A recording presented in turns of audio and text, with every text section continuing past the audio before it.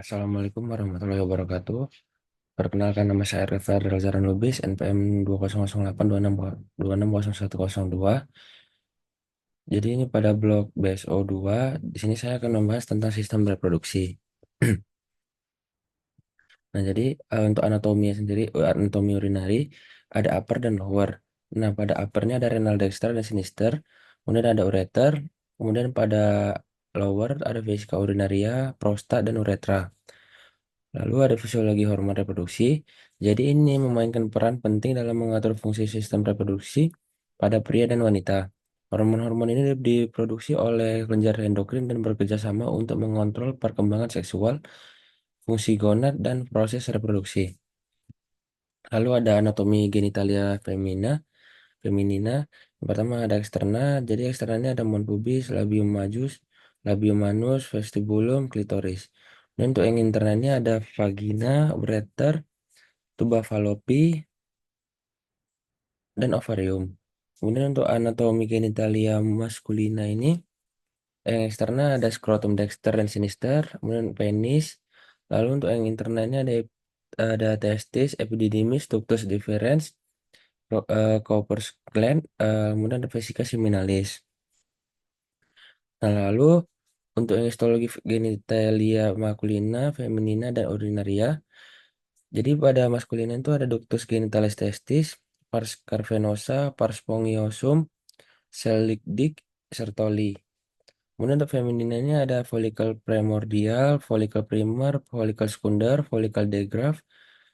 Kemudian ada corpus luteum, corpus albicans, dan sel granulosa.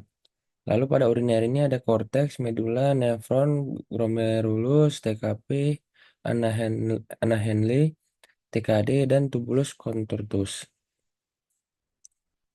Dan di sini saya akan membahas tentang fisiologi spermatozoa, oogenesis, fertilisasi. Nah, jadi pada spermatogenesis ini adalah proses pembentukan spermatozoa atau sel sperma yang terjadi di dalam tubulus seminiferus testis. Kemudian untuk oogenesis ini adalah suatu proses pembentukan sel telur pada sistem reproduksi wanita. Kemudian ini dimulai pada sejak masa embrio di mana sel-sel geminal primordial berkembang menjadi oogynia di ovarium. Kemudian ada fertilisasi. Jadi ini proses penyatuan sel sperma atau spermatozoa dengan sel telur atau ovum untuk membentuk zigot yang merupakan awal dari perkembangan embrio.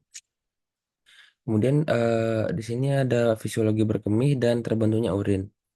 Jadi pada organ itu ada renal, ureter, vesika urinary, dan uretra. Kemudian pada fase ini ada fase pembentukan urin. Jadi pembentukan urin terjadi di ginjal melalui 3 proses utama. Yang pertama ada filtrasi glomerulus, reabsorpsi tubulus, dan sekresi tubulus. Kemudian ada pada fase berkemih. Jadi setelah urin ini terbentuk, ia akan mengalir melalui ureter ke kandung kemih. Ketika kandung kemih ini terisi, maka si reseptor regangan pada dindingnya mengirim sinyalnya ke otak dan memicu refleks berkemih. Lalu ada fisiologi dari sistem urinary. Yang pertama pada renal. Jadi ginjal ini merupakan organ utama dalam sistem ini yang berfungsi untuk menyaring darah, mengatur keseimbangan cairan dan elektrolit, serta mengeluarkan zat-zat sisa metabolisme dari tubuh. Kemudian ada ureter.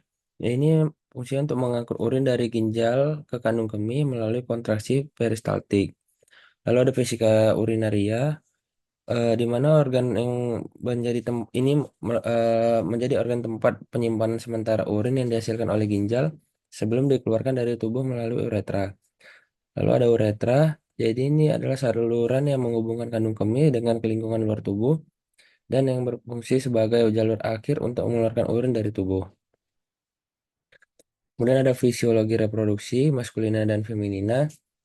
Jadi pada feminina ini ada sperma, testis, hormon, saluran reproduksi, kelenjar aksesoris.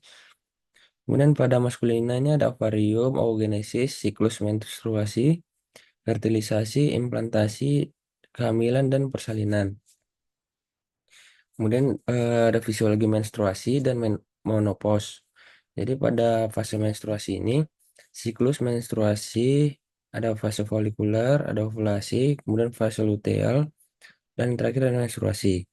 Kemudian pada fisiologi menopause ini, menopause, ada penurunan cadangan ovarium, perubahan hormonal, ketidakaturan siklus menstruasi, kemudian terdapat gejala menopause, kemudian dapat dampak jangka panjang ke depannya. Mungkin sekian hasil presentasi dan pembahasan saya pada saat ini. Lebih dan kurangnya saya mohon maaf. Pada Allah saya mohon ampun. Berikut referensi yang saya gunakan.